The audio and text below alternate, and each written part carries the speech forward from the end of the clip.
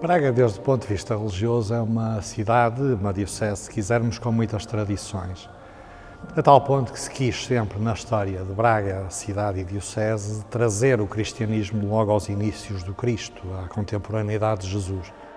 O primeiro bispo de Braga que nós temos confirmadamente cristão, e bispo aqui na diocese de Braga, é Paterno, um bispo que esteve aqui pelo ano 400.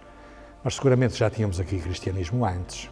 A partir ali do século XI, a sagração desta Catedral de Braga, da Catedral de Braga, que é a Igreja-Mãe, o grande símbolo, foi no tempo do Bispo Dom Pedro, estávamos a finais do século XI.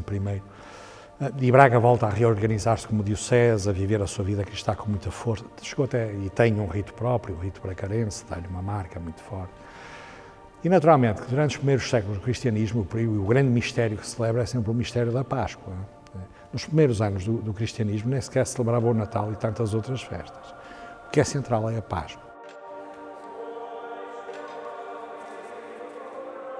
Braga, como sabemos, é uma cidade que durante quase 8 séculos foi governada por arcebispos, portanto, desde o tempo do Conde Dom Henrique até 1792 foi, digamos, um couto, com uma breve interrupção no século XV, e, portanto, toda a história da cidade de Braga, a história, digamos, desde a sua restauração no ano 1070 até aos nossos dias, é absolutamente marcada pelo papel da Igreja. É normal que Braga tenha mantido sempre viva esta tradição da celebração pascal e que manteve séculos fora, a ponto de ainda agora o grande momento religioso da cidade e da diocese em geral é a Semana Santa e a celebração da Páscoa. Braga é a capital nacional do turismo religioso e obviamente que isso se manifesta na componente dos eventos e obviamente o principal de todos é a Semana Santa, mas há também depois todo esse legado patrimonial que nós podemos usufruir diariamente na nossa cidade, desde os espaços classificados e que estão em vias até de classificação como Património da Humanidade, como é o caso de Bom Jesus, o Mosteiro de Tivães, o Sameiro, as várias igrejas no centro da cidade que têm um espólio também riquíssimo para oferecer, toda a presença da Igreja ao longo de séculos que, por via da presença dos arcebispos, foram também eles os impulsionadores do desenvolvimento da cidade, que resulta da nossa história, mas que tem neste momento uma capacidade de projeção para o futuro também muito importante.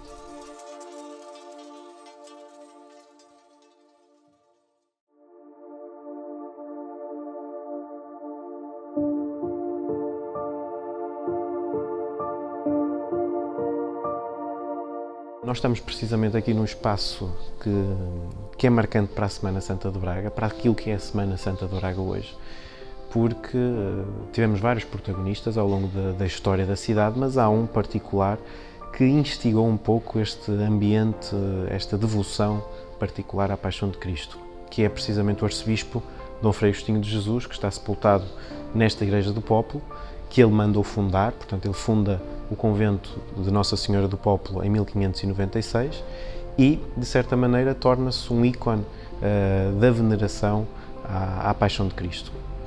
Nesta capela onde nós estamos, ele vai fundar uma confraria, uma irmandade do Bom Jesus dos Passos, que depois vai se fundir à Irmandade de Santa Cruz já nos finais do século XVIII, em 1773, mas é a partir de 1597 que se começa a realizar nesta igreja, a partir desta irmandade que ele funda nesta capela, a Procissão dos Passos, que será uma das mais antigas expressões da vivência da Semana Santa de Braga atual. Ele aqui, neste cerco do Convento do Popolo, vai criar a primeira via sacra monumentalizada da cidade de Braga, uma via sacra com 7 capelas de passos da Paixão de Cristo.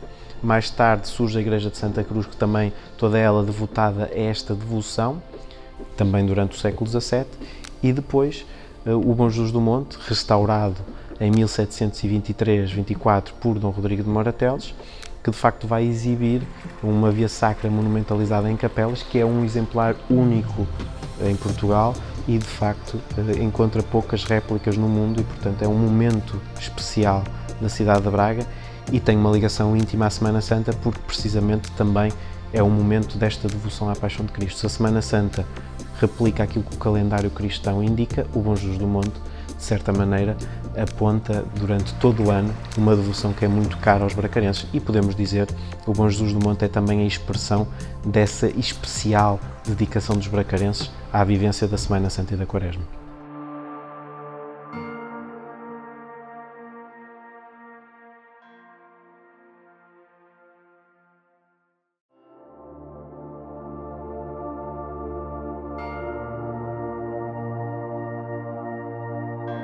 percebendo a parte religiosa, também a parte civil de Braga, o quanto é preciosa essa celebração da Semana Santa. Conseguimos aqui juntar várias entidades há uns tempos a esta parte. Em primeiro lugar, associámos ao Cabido e à Arquidiocese duas grandes irmandades, associações de fiéis aqui locais. Uma associação tem a ver com a Misericórdia, e esta Misericórdia ficou, inclusive, de alguma forma encarregada, digamos assim, de dar corpo a um dos dias e a uma das procissões da Semana Santa. A procissão do Senhor Axioma, ao fim de 5 séculos, ela continua a ser uma grande referência dentro da cidade e, ao mesmo tempo, uma das principais atividades da Misericórdia de Braga dentro das comunidades da Semana Santa. Depois associamos uma outra associação de fiéis, confraria, instituição, que é a Santa Cruz. Realizámos 2 procissões, uma procissão de sábado e domingo de Ramos realizámos uma procissão e o sermão do encontro, aqui no adro da Igreja Santa Cruz. O Cabido encarrega-se da Sexta-feira Santa e da procissão à noite, conhecida como a procissão do enterro, e tem esta função de guardião da catedral, de conservador do património e de zelador pelo bom culto neste espaço sagrado. As Irmandades prestam um cuidado e um esmero digno de todo o encômio, manifestam um grande amor, não só à Semana Santa como um evento, mas como uma vivência espiritual. E, portanto, acho que lhe dão, eu direi, uma característica muito peculiar, por que não dizer quase única no mundo também. Depois temos o conluio e a ajuda de muitas outras instituições, a Associação Comercial, Turismo Porto e Norte de Portugal, a Associação Industrial e tantas outras entidades. Naturalmente também a Câmara Municipal de Braga, que também dá muito de si, investe imenso e está sempre disponível para que se mantenha este acontecimento como um acontecimento marcante aqui para a cidade de Braga.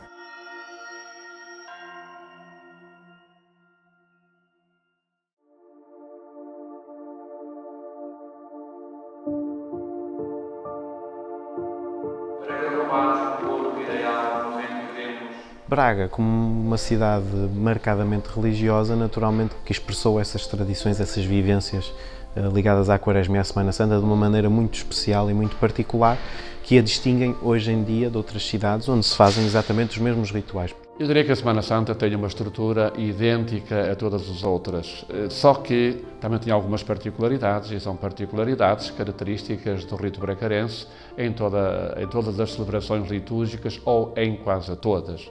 Este rito bracarense, eu direi que é um conjunto de tradições, é uma maneira de celebrarmos a nossa fé, e estas cerimónias manifestam algo de particular. Foi trazido pelos monges de Cluny no século XII, XIII, e que se conservou até aos dias de hoje, e que nós temos um cuidado em manter para que o povo possa compreender o significado destes gestos únicos no mundo e então também viver mais profundamente a Semana Santa.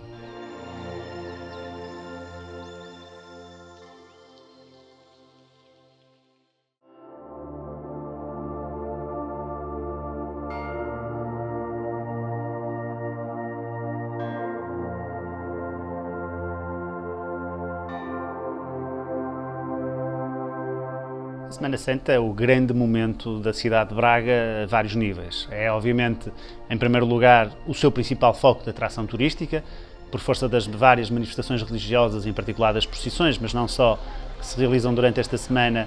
São centenas de milhares aqueles que ocorrem a Braga durante esse período. E para nós, obviamente, ter a cidade com um cartaz tão importante em termos religiosos e que isso faça com que muitos venham à cidade, tendo em conta as cerimónias religiosas, mas tudo aquilo que depois também é feito à volta das cerimónias religiosas, para Braga obviamente é importante que a possamos dinamizar e tornar isso cada vez mais evidente para se tornar um polo de atração cada vez mais interessante. E assim tem acontecido ao juntarmos ao programa tradicional e àquilo que é a componente mais religiosa, atividades culturais de várias ordem, exposições, ações de promoção turística, obviamente um esforço muito grande na componente de comunicação, que tem também um empenho fortíssimo da própria Câmara Municipal de Braga, que eu diria que é fundamental para o sucesso desta iniciativa.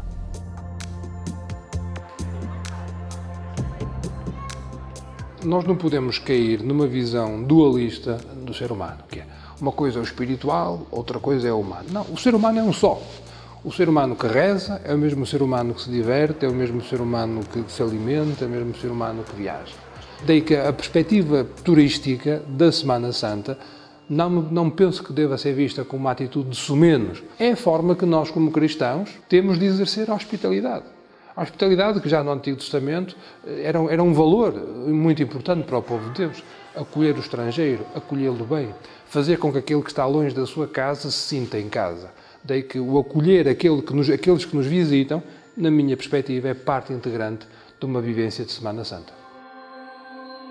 Claro está que a Semana Santa, como tempo de aperfeiçoamento, tempo de interioridade, tempo de mais e melhor proposta de humanidade para o ser humano, não podia esquecer a arte. Além do aspecto religioso, que é o que marca, que é o que dá, digamos assim, o ritmo, temos também propostas culturais, exposições, que trazem uma explicação de aspectos das tradições da Semana Santa cá em Braga. Temos os nossos espaços de exposição, com as melhores exposições, sobretudo sempre relacionadas com a temática da Semana Santa.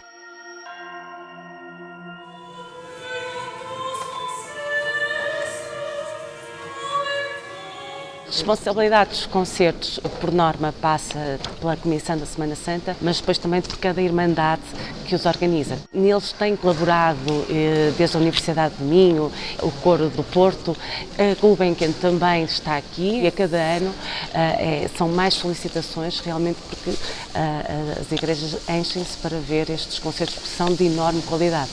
Aqui a Catedral, a Igreja de Santa Cruz, a Igreja do Hospital São Marcos, que é da Misericórdia, a Igreja de São Vítor, vão acolhendo concertos, não numa proposta meramente cultural, mas é uma proposta cultural com propedêutica a uma experiência de fé.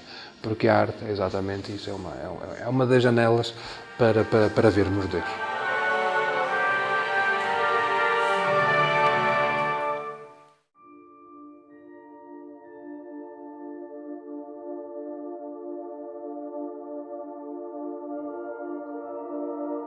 A Quaresma, como tempo litúrgico, nasce da seguinte forma. Os cristãos, durante os primeiros séculos, celebravam a Páscoa.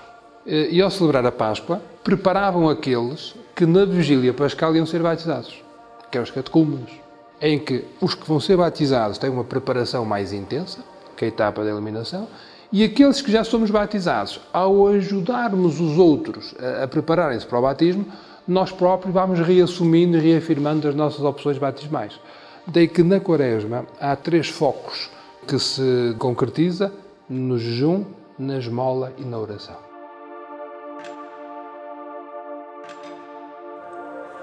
Um outro passo importante, se calhar, neste trilho todo, e que envolve a grandeza do que Braga celebra, diz da força do cristianismo e da religiosidade aqui em Braga, tem a ver com os laus perenes. Esses apareceram no século XVIII, muito por impulso de um senhor chamado Dom Rodrigo de Moura Teles, toda a gente conhece por causa de Bom Jesus, e alguns conhecem pelo pitoresco dos sapatos pequeninos que ele tinha, com os tacões altos, porque ela seria de baixa estatura e far-se-ia elevar um pouquinho mais com esse recurso aos tacões altos. Dom Rodrigo de Moura Teles implementou esta devoção das 40 horas aqui na Diocese e passou a vida a tentar divulgar a devoção do Laus Perene. O certo é que isso pegou, quer o jubileu das 40 horas, quer o Laus Perene, e agora temos na Diocese de Braga este costume, iniciada a Quaresma em quarta-feira de cinzas e até à Semana Santa, temos o Laus Perene a passar de igreja em igreja, quase como uma passagem de testemunho, num discurso uníssono que é a adoração que Jesus presente na Eucaristia nos merece.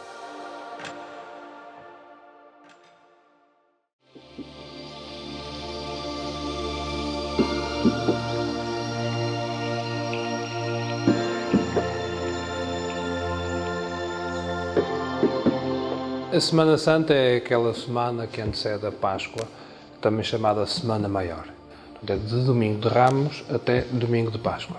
Mas como nós em liturgia e na Igreja começamos sempre os grandes acontecimentos de véspera, no sábado à noite há a procissão de transladação do Senhor Da Igreja de Santa Cruz para a Igreja de São Paulo, à qual se segue depois a Via Sacra pelas diversas estações que a Santa Cruz tem espalhadas pela cidade.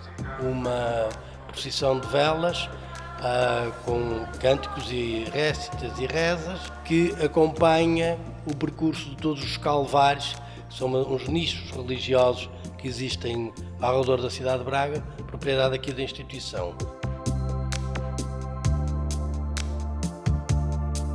Domingo de Ramos é, sem dúvida nenhuma, como que a porta de entrada na Semana Santa. É um dia muito preenchido, em que temos de manhã a procissão da aclamação do Senhor, que recorda a entrada triunfal de Jesus em Jerusalém, em que o seu bispo e mais outros sacerdotes e o povo de Deus vêm da Igreja de São Paulo para a Catedral. E gostaria de referir o gesto de bater na porta para poder entrar, que é uma característica do rito bracarense.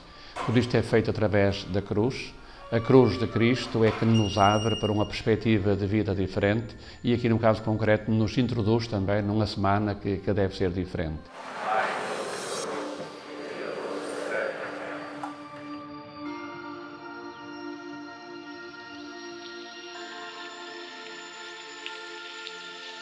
Da parte da tarde temos a procissão dos Passos, em que o cortejo processional sai da Igreja de São Paulo, em frente à Igreja de Santa Cruz faz-se uma paragem em que há o sermão do encontro, em que o padre pregador, a certa altura, prepara toda a multidão para o encontro das imagens de Cristo com a imagem de Maria, o que é um momento único, de uma grande densidade, no que isso teologicamente significa, que é o encontro de Deus com a humanidade.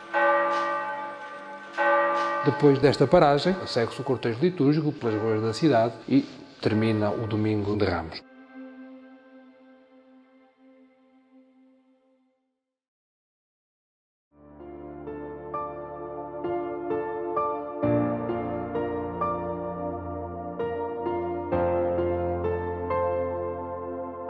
Na quarta-feira, realiza-se cá em Braga uma procissão que o nome pode ser enganador, que é a procissão da Borrinha, não é? Falar de procissão da Borrinha pode parecer assim uma coisa de sumenos. Esta procissão chama-se procissão da Borrinha porque Nossa Senhoria, de facto, a imagem de Nossa Senhora está feita não para ir num andor, mas para ir em cima de um burrinho. No século XVIII e no século XIX, a Borrinha em si era só um quadro que estava afeto a uma outra procissão que era a da Senhora das Angústias, que também saía aqui da Igreja de São Vítor. Era uma espécie de memória das dores da Nossa Senhora, estava-se muito centrado no imaginário das 7 espadas de Nossa Senhora das Dores. E uma delas é o ela ter que fugir com o seu filho e com São José para o Egito, como nos recorda o Evangelho de Mateus, para que Jesus não fosse assassinado, né? Porque naquela altura mataram as crianças todas. Como era um quadro onde já a Nossa Senhora era puxada pela jumentinha, terá ganho tanta importância e tanto afeto por parte da população, que então, nos anos 60 do século passado, o século XX, é que terá sido colocada a procissão da Borrinha na Semana Santa, no sábado da Aleluia. Obviamente que, segundo os registros que temos, uma procissão que falava de uma vivência específica do nascimento de Cristo e do próprio crescimento de Jesus, não fazia muito sentido contá-lo no sábado da Aleluia, no dia em que estávamos a falar da ressurreição de Cristo. E, portanto, em 98, isto após um interregno, quando a paróquia volta a fazer a procissão da Borrinha, então decide dar um contexto absolutamente diferente, contando então a história da salvação a partir do Gênesis, até então entrando nas primeiras vivências de Cristo. A história do surgimento de toda a história da salvação, até passarmos pela história do compromisso com Noé, passar pela Arca da Aliança, as tábuas da lei, falar das mulheres importantes na história da salvação, falar também dos reis de Israel, até depois então sim, falarmos da luz do mundo, que será com o nascimento de Cristo, e depois então aparece o quadro emblemático, que é a Borrinha a transportar a Nossa Senhora, e então obviamente a representar a fuga para o Egito, é um dos momentos altos e marcantes obviamente desta procissão. É uma proposta catequética muitíssimo interessante, não só pelas pessoas que envolve, não só pelos figurantes que tem, mas pelo modo muito bem organizado como está feito.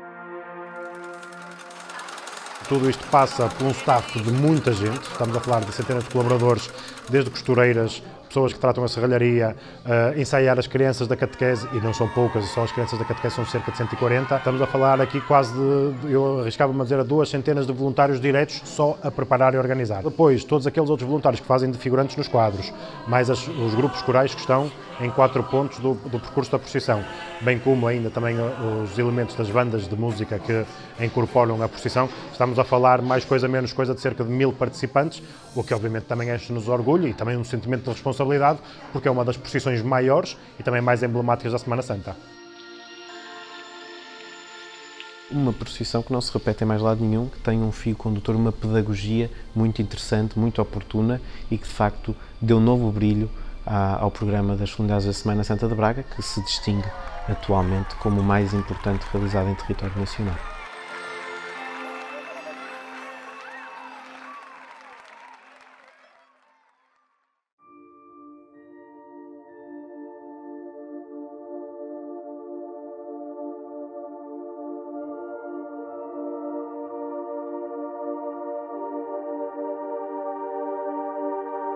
Na Quinta-feira Santa, que é um dia muito denso, temos de manhã a missa crismal, em que todos os sacerdotes da Diocese são convidados a concelebrar com o Bispo e a renovar as suas promessas sacerdotais. Na quinta-feira à tarde temos a missa comemorativa da instituição da Eucaristia, portanto, em que há aquele gesto do lava-pés. O rito bracarense coloca o rito do lava-pés no início da celebração da Eucaristia, né? Ele é sobretudo um estímulo, porque está a dizer-nos, ao fim e ao cabo, aquilo que nós procuramos efetivamente fazer na vida cotidiana da Igreja, que é, assim como eu fiz, fazei vós também. O ato de lavar os pés era característico dos escravos, que faziam aquilo só aos grandes senhores. A Igreja quer estar, digamos, nesse patamar, para poder efetivamente servir a humanidade em todas as situações, particularmente nas mais precárias.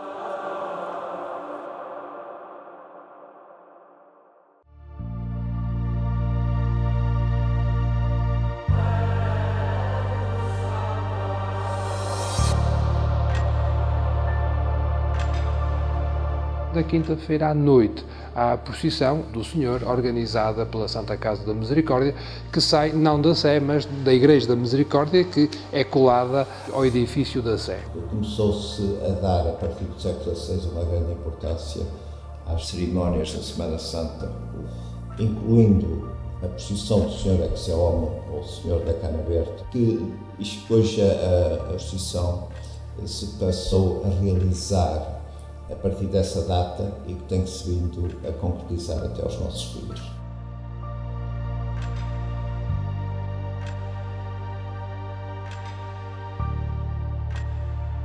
Relata aquele momento em que Pilatos, de modo porventura cobarde, na medida em que reconhecia a inocência do próprio Jesus Cristo, não tinha razões, digamos assim, para o condenar, mas a pressão do povo, aquela pressão exterior de alguém que grita crucifica-o, Pilatos vem a uma varanda e, porventura com um ar mais ou menos inocente, diz: eis o homem.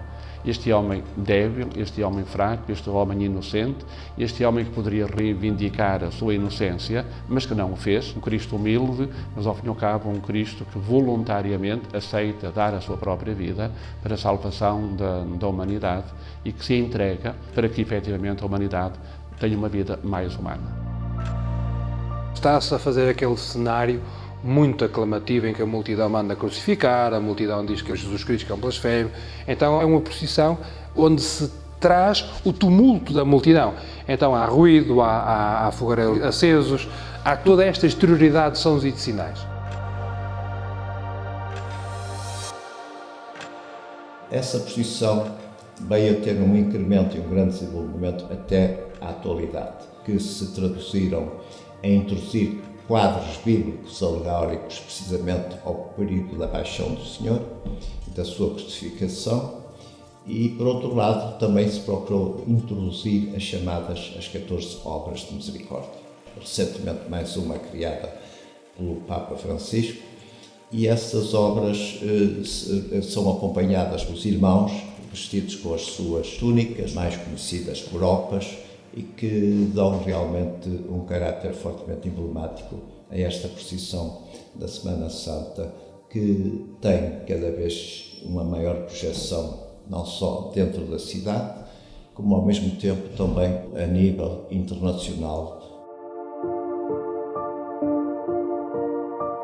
Nós agora, na Quaresma, há uma grande procura do sacramento da penitência, mas nós os cristãos, durante todo o ano, confessamos-nos. Vamos junto a um sacerdote e confessamos-nos, e é uma coisa privada, digamos assim, não é?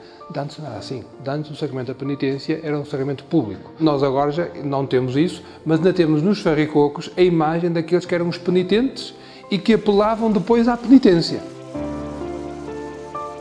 Essa figura, que é o ícone maior da Semana Santa de Braga, que é o farricoco, no século XIX a designação mais comum era os fogaréus, precisamente porque eles carregavam durante a procissão os chamados fogaréus, que eram uma espécie de lâmpadas para iluminar o percurso dos penitentes. As ruas não tinham iluminação pública, como hoje em dia têm, eles estendiam-se ao longo do préstito para iluminar o percurso dos fiéis, que rezavam, cantavam e muitas vezes se penitenciavam em público, portanto, para remissão dos pecados, tinham esse peso. Andavam descalços, de uma forma andrajosa, e têm a cara tapada para manter o anonimato. Depois a sua figura acabou por ter um relevo desagradável, digamos, porque durante a procissão aproveitavam o anonimato para fazer denúncias públicas e acusações a pessoas que assistiam à procissão e, portanto, aquilo tornou-se uma espécie de balbúrdia que o arcebispo de Braga, já nos finais do século XIX, é obrigado a intervir e proíbe mesmo a saída dos fogaréus na procissão. Inclusive, depois há uma divergência com o horário de saída da procissão e mais tarde a figura reaparece, mas reaparece batizada, portanto, a condição para reintegrar os fogaréus na procissão foi precisamente não terem esse papel acusatório, delator, que sucedia durante o préstito.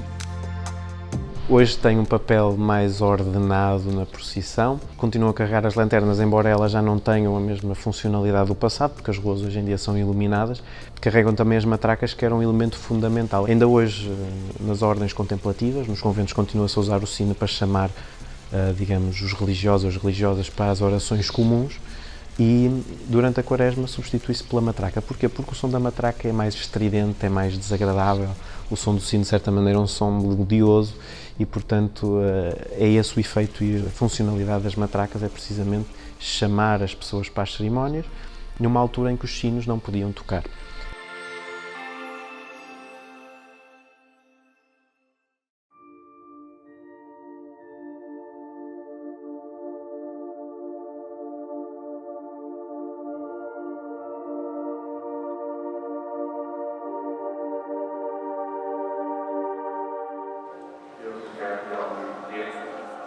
A sexta-feira é o dia da Paixão de Jesus, a grande celebração é ao princípio da tarde, fazemos coincidir o início dessa celebração com a morte de Jesus na cruz, como é sabido, às 3 horas da tarde.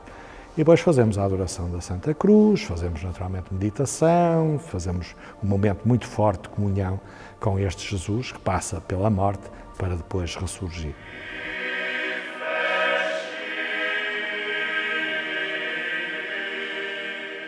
No final desta celebração há uma particularidade cá de Braga, que é fazemos a procissão dentro da Catedral com o Santíssimo dentro de uma urna, representando exatamente que o Cristo que morreu vai a enterrar. Esta procissão, chamada teofórica, é uma procissão única no mundo, não há parte nenhuma no mundo onde se celebra. Chama-se teofórica precisamente porque portadora de Deus.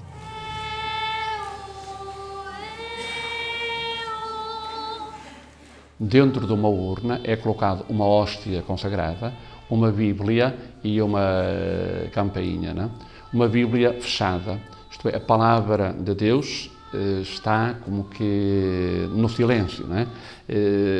E convidando precisamente a este silêncio para que depois a campainha é um símbolo também para acordar, para se alertar, para que efetivamente na manhã da ressurreição sejamos capazes de poder proclamar este Cristo vivo e este Cristo ressuscitado, né?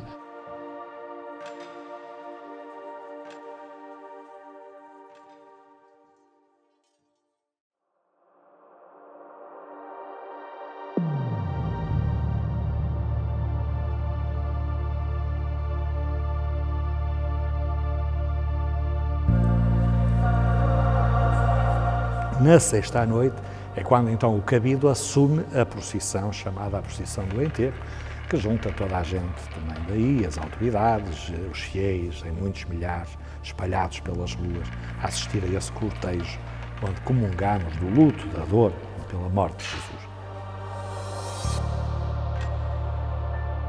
Era realizada pela Irmandade de Santa Cruz, deixou de se realizar no início do século XIX, sensivelmente, e voltou a realizar-se em meados do século XX, portanto já com a organização do Cabido e das Irmandades da Misericórdia e de Santa Cruz. É uma procissão que é caracterizada, eu direi, pelo silêncio e pela tristeza, né? Que naturalmente convida as pessoas a meditar num amor que se entrega, num amor que se doa, né? Porque aquilo que no dia anterior era uma grande exaltação de que eis o homem que nós vamos matar, depois deu-se por ela na sexta-feira à tarde que este homem era verdadeiramente justo, era Deus. Daí uma procissão do enterro, que é uma procissão de pesar. Ele morreu porque nós não o reconhecemos. As cabeças cobertas, o ritmo, eu direi quase que melancólico e triste dos estandartes que se arrastam, né? Os farricocos que também eles sucumbem, digamos, perante o silêncio, e todos os outros figurantes, numa riqueza também impressionante, falam e querem expressar a dor da morte, mas num apelo a uma interioridade muitíssimo grande.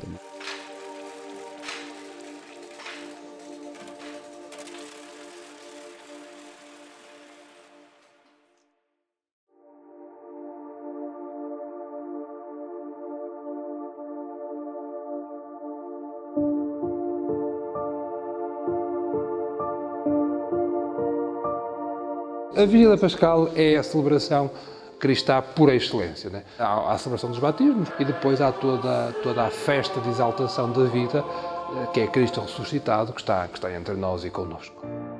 Os primeiros cristãos passavam essa noite, digamos, em oração, esperando o anúncio solene da ressurreição, o triunfo de Jesus sobre a morte. Gostaria de sublinhar um rito bracarense, é aquele rito que nós chamamos do ascendite, em latim, que traduzido quer dizer acendei. Depois da vela ser acesa, que é o símbolo da fé, que todos possuem ou querem possuir, né? Reconhecemos a nossa fraqueza, a nossa limitação, e numa simbologia de apagar uma vela 3 vezes e de uma ordem para voltar a acender essa própria vela, eu creio que está aqui uma carga e um significado muito grande a dizer-nos que, por muitas quedas, por muitas limitações, a vida é um contínuo recomeçar a partir de uma vida autenticamente cristã. É o paradigma do que é ser cristão. Começamos a liturgia às escuras e vamos ouvindo o Antigo Testamento às escuras. Quando se ouve a leitura do Novo Testamento, é quando se canta o Glória, se tocam as campainhas e se acendem as luzes.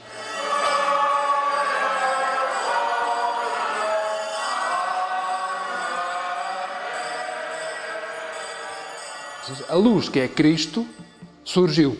E esta luz que é Cristo, nós que já somos batizados, vamos entrando nesta celebração e vamos recordando também o nosso caminho. E vamos também introduzir na luz aqueles que eram pagãos e que agora querem ser cristãos, que é o batismo. Este é o dia por excelência para ser batizado, digamos assim, para entrar na Igreja, porque a morte de Jesus Cristo, o seu coração trespassado, é como que uma porta por onde os cristãos devem entrar, para que depois digam que onde está um cristão, aí continua a estar um Cristo, sejam crianças ou particularmente adultos, que o fazem depois de uma caminhada, que chamamos o catecumenado, que é um tempo de preparação para que esta celebração seja vivida com outra consciência e outra responsabilidade. Um dos momentos significativos é a bênção da água. É com esta água que a própria Assembleia, digamos, também é aspergida, né? E que particularmente todos renovam as promessas do seu batismo.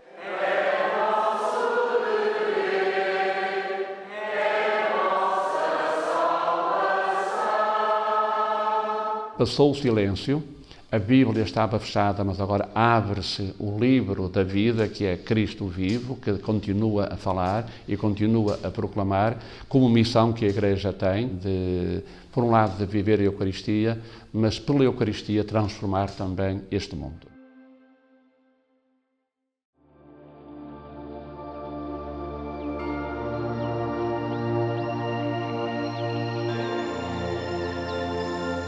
Depois as celebrações prosseguem no domingo, aqui na Catedral, mas um pouco pelas nossas paróquias todas, com a visita pascal, com o anúncio do Cristo ressuscitado, o roxo mudado para branco e o que era um clima de algum pesar, de alguma ascese, algum esforço, sacrifício e penitência, agora aparece raiado. O colorido agora é seguramente festivo, tudo foi vencido até à própria morte, temos motivos de gáudio e temos o anúncio alegre de que o túmulo está vazio. Nós vivemos num Estado laico e, portanto, obviamente que uma instituição como a Câmara Municipal não tem religião. Agora, nós não podemos dissociar-nos daquilo que é a realidade da comunidade em que estamos inseridos. E os bracarenses são, obviamente, um povo predominantemente católico, um povo que vive a Semana Santa com grande intensidade e nós julgamos que, mais do que uma mera tradição, é também um gesto solidário com essa vivência que os bracarenses têm muito presente e com uma tradição que julgo que está presente em todas as famílias, em todas as casas, da recepção ao compasso pascal e que também a Câmara Municipal franqueia as suas portas e o que pretendemos é que no futuro não só os próprios colaboradores da Câmara, mas também todos os bracarenses sintam que este é um momento de passagem no domingo de cada quaresma.